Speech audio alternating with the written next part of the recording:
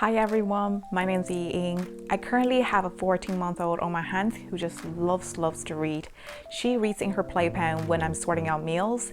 She chooses to read when she has other toys to play, and she always puts up a fight every night when announced the end of story time. So in this video, I'm going to share some of her favorite books that we have been reading together non-stop for the past year, and hopefully it will provide some good recommendations for you. Let's dive in. One of May's hands down favorite books are these sing-along books from Barefoot. She needs to read these two at least 3 times a day. I'm not exaggerating. So they're already falling apart at this stage, and I lost count the number of times I had to tape pages together. Here we go around the mulberry bush, describe children from 4 different countries, going through their morning routines, such as brushing teeth and combing hair and so on. If You're Happy and You Know It shows children from cultures all over the world clapping their hands and stamping their feet and so on. What I love about these books is that they're very interactive in a sense that they do an awesome job encouraging body movements and language development.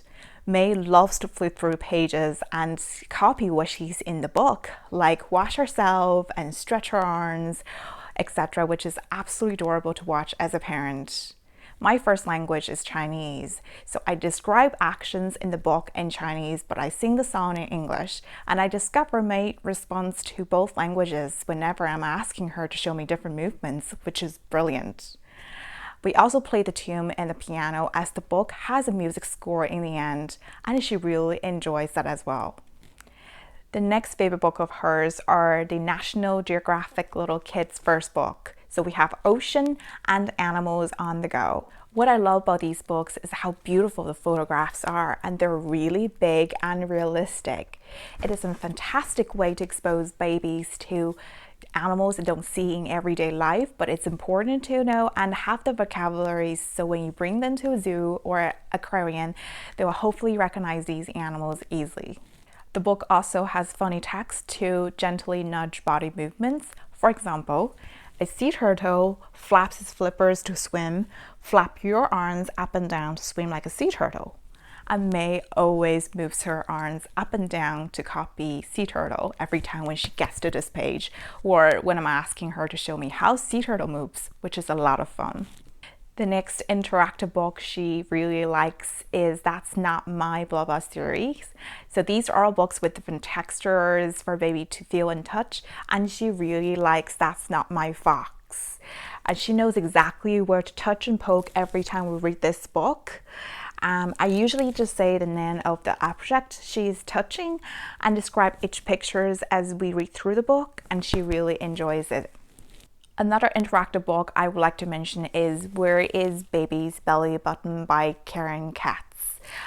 I think the reason that she loved this book so much is because she really enjoys playing peekaboo, and every time when we read this book she just can't wait to grab the flap and reveals what's underneath, and she always gets a big smile on her face every time when we get to the last page when she sees the baby underneath the blanket, and she plays the same again every time I put a blanket on her, which is frustrating and funny at the same time. Next book I would like to mention is a series from Sesame Street, My Growing Up Library. So it contains 4 books, and 2 big for bottles, 2 big for diapers, big enough for a bike, and big enough for a bed. May is just around the age that we're thinking about toilet training at the moment, and she happens to love 2 big for diapers a lot. She loves the page where Ernie washes his hands with sudsy soap, and she giggles every time when we get to this page and she points to the mirror. She enjoys all 4 books, even though she's already past the stage of bottles and is not old enough for a bed or a bike yet, but she just really enjoys the simple stories, particularly when her father whispers to her with the Cookie Monster voice. Next book May really enjoys is a baby-lit book, Pride and Prejudice. She asked for this again and again. You might be thinking, Pride and Prejudice for babies? I know, but it's not about the story, it's about the pictures. The illustration of this book is really cute, and she really enjoys pointing out like flowers and trees and houses. What else? Oh yeah, dresses. Look at how cute these dresses are. I always tell her which my favorite dress is, and she will point at her favorite one, which changes every time. I think this book is also great for practice counting when she's a bit older.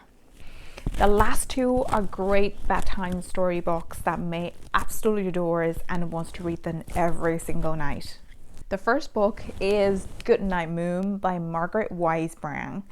It shows a little bunny who is tucked up snugly and is getting ready to say goodnight to all the familiar things in his room one by one. May also enjoys pointing out different items and saying goodnight to them. The language works great even though I read this in Chinese. I think this is a great book for introducing everyday items in the house.